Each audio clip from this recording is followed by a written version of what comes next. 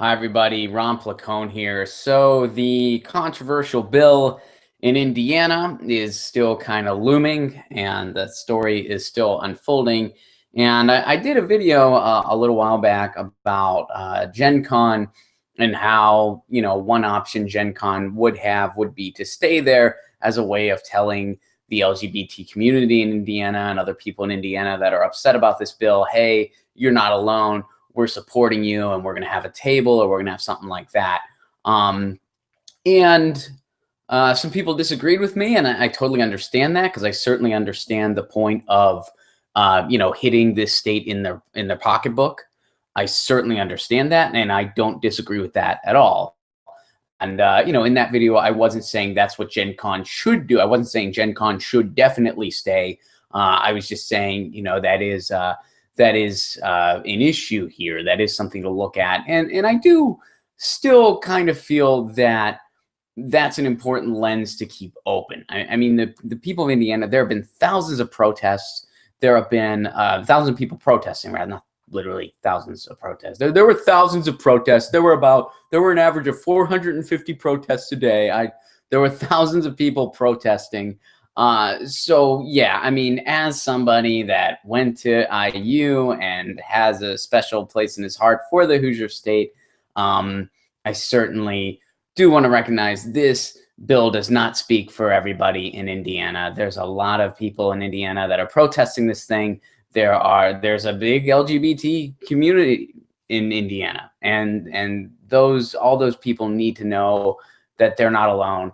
And I think that people are recognizing that.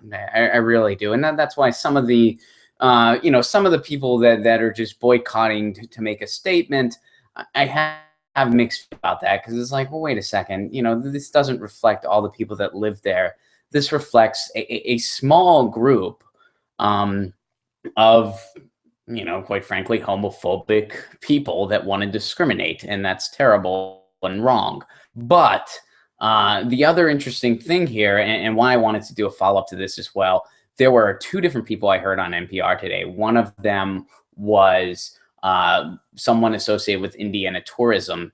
And that person said that, look, there's thousands of people that make their livings off of tourism in Indiana, which right there, that actually kind of shocked me a little bit. I was expecting it to be about 5 people. Like yeah, there were 5 people. They coordinated tours of Larry Bird's house. Now there's about 12 or 13 since Parks and Rec came out. But it turns out there's more people than that. And also the mayor of Indianapolis, who I believe is a Republican, but even he was coming out and saying, look, this is hurting our business. This is not legislation that we need.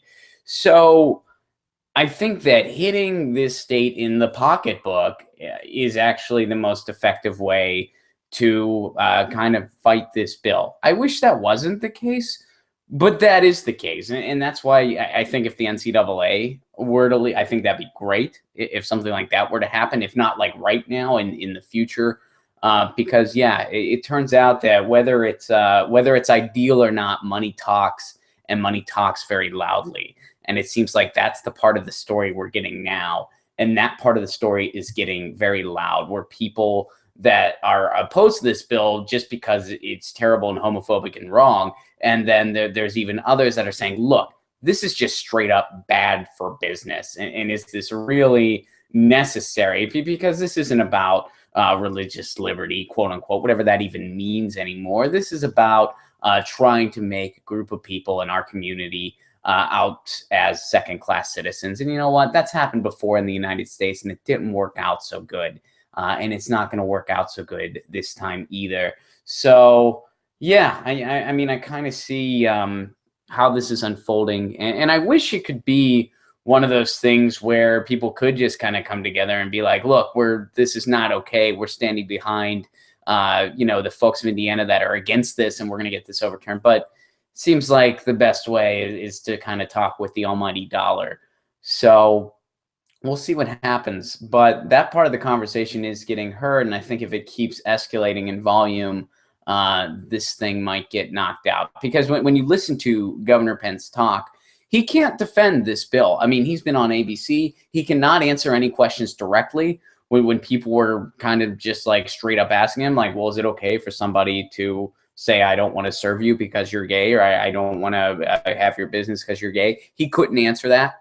He couldn't give a straight up answer. He was dancing around it, kind of just parroting a bunch of talking points, which indicates that he's pretty much a blank suit. And when you look at a lot of the people that sponsored this bill, I mean, I think Daily Kos did a report on it. These are people. One of the people was one of those people that supports the correctional camps, those like freaky, creepy things that want to like convert gay people to not gay and stuff. One of those people was involved with that. Others of people have sponsored a lot of anti-abortion bills, a lot of homophobic bills. And just when you look at their track record, this is a very small, fringe, special interest group that does have some deep pockets. And I think in the report, you can also see Voldemort if you look hard enough. So it's interesting to see how this unfolds, but I do certainly see that side of it big time, and I certainly see that hitting them in the pocketbook is the most effective way. I didn't necessarily say it wasn't. I just said, there is the option to kind of stand behind, the communities in Indiana as well, but I see how sometimes money speaks loudest. And even though from an idealistic perspective, I wish that wasn't the case, that is the case. And I think the most important thing of all is that this bill gets nixed. And I don't think that that's completely out of the realm of possibilities. So I guess we'll see what happens. But this is Ron Placone signing out.